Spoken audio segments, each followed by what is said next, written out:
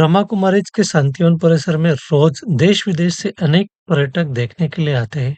उन्हें राजयोगी दत्ताबाई शांतिवन के परिसर का अवलोकन कराते हैं।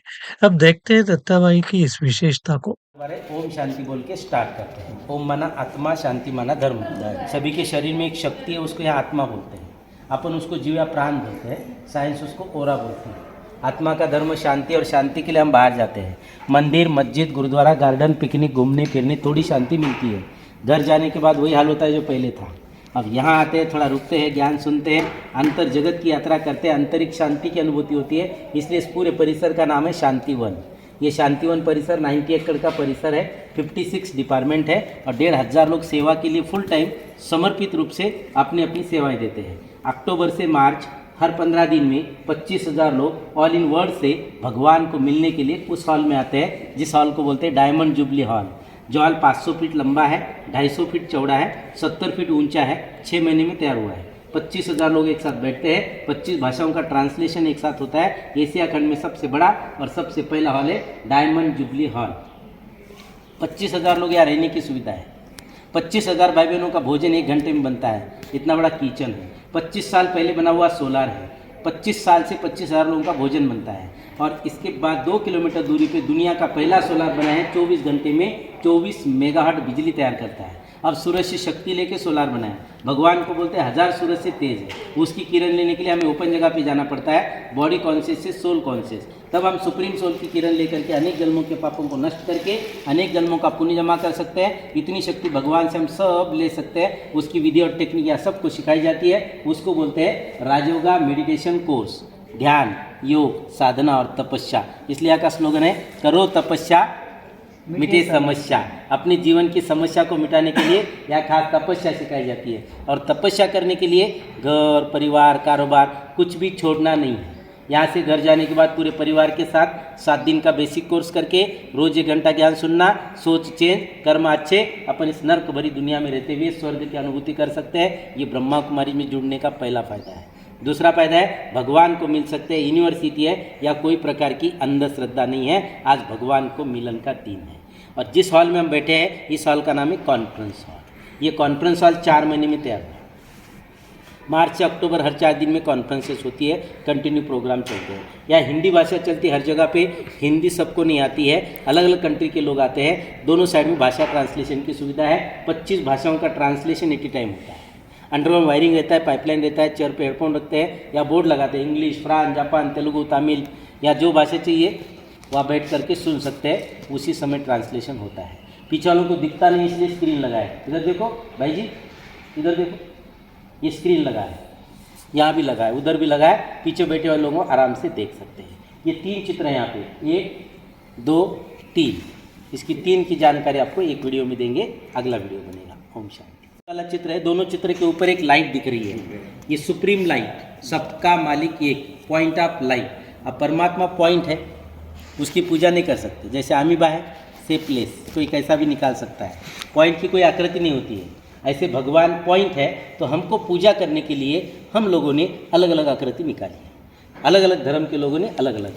रामेश्वर, राम का भी ईश्वर, महावीर तपस्वरूप, गौतम बुद्ध, समय जैसे स्टैंड, Christ, God is light, Muslim संघव्यासद मक्का, गुरु नानक, एक ओंकार, सतनाम, वाहेगुरु, पशुपतिनाथ नेपाल, सोमनाथ, अमरनाथ। 12 ज्योतिर्लिंग जहाँ है वहाँ पिंड की पूजा। पिंड के ऊपर 3 लाइनें, एक पॉइंट ऊपर, पॉइंट परमात्मा का प्रतीक, 3 लाइनें, ब्रह्मा, विष्णु, महेश। 3 बेलपत्र का पत्ता चढ़ाते, स्थापना, पालना, विनाश, त्रिमूर्ति शिवा। हर पिंड के सामने एक नंदी रहता है। सच्चे भगत होते हैं, पहले नंदी को हाथ जोड़ते हैं।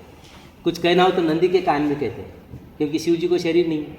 जैसे आज मंत्री से बात करना हो तो पीए से बात करनी पड़ती है, अपनी बातें वहाँ तक पहुँचाता है। जिसके तन में भगवान आते हैं उसको बोलते हैं भगीरथ, आदम, आदिदेव, आदि पिता, आदि मानव, पिता श्री प्रजापिता ब्रह्मा बाबा, संस्था के फाउंडर।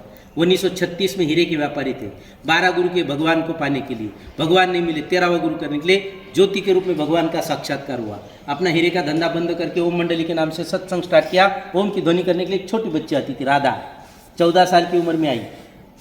18 साल के होने तक ज्ञान सुन के दैवी शक्ति प्राप्त हो गई। उसका नाम रखा मातेश्वरी जगदम्बा सरस्वती देवी चिपा ब्रह्मा कुमारी। 64 में इनका देहांत हुआ, 69 में बाबा का हुआ। उसके बाद दादी प्रकाशमणि चिप बनी।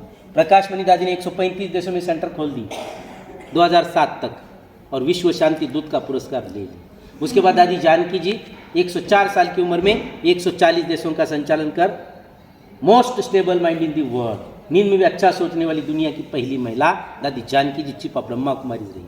और अभी जो चीफ है दादी रतन मोहिनी जी, जिसकी उम्र 100 साल की है, 140 देशों का संचालन करती है। ये चित्र है स्वर्ग का। इस संस्था का लक्ष्य है स्वर्ग धरती पे लाना है।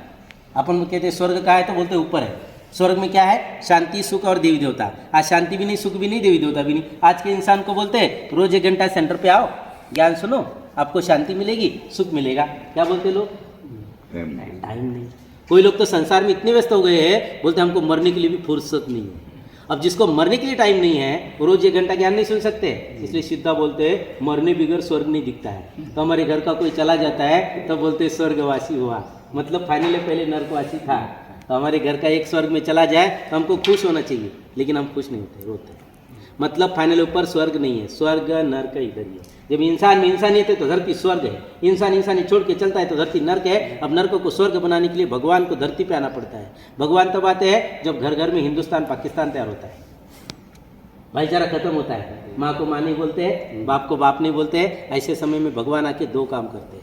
एक, मनुष्यों को मूल्यों की शिक्षा देते हैं, नर्क को स्वर्ग बनाते हैं। दूसरा काम करते हैं सर्वधर्म का विनाश, एक सत्य धर्म की स्थापना, उसको बोलते हैं आदि सनातन देवी देवताओं का धर्म, वो रहता है स्वर्ग में। अब मरने के बाद स्वर्ग में जाना है, इस बात को हम नहीं मानते हैं। साइंस का युग है, इसलिए ब्रह्मा कुमारी संस्था में ज्वाइन होने से हर इंसान को मरने के पहले 2 फायदा होता है। पहला फायदा, ये सब देख करके सुन करके इंटरेस्ट बढ़ता है। जिसको इंटरेस्ट है उसके पास टाइम बहुत है, चाह होती है तो राह होती है। 1 घंटा क्लास में जाओ, ज्ञान सुनो, सोच चेंज, कर्म अच्छे, नर्क में स्वर्ग। दूसरा फायदा, भगवान को मिल सकते। यूनिवर्सिटी है, अंधश्रद्धा नहीं है, इसलिए इसका नाम है प्रजापिता ब्रह्मा कुमारी ईश्वरीय विश्वविद्यालय। ईश्वर ने स्थापन किया, विश्व में चलता है, एक विद्यालय है। विद्यालय में पढ़ाई होती है, अंधश्रद्धा नहीं होती। इसलिए 4 बातों का ज्ञान पढ़ाते हैं।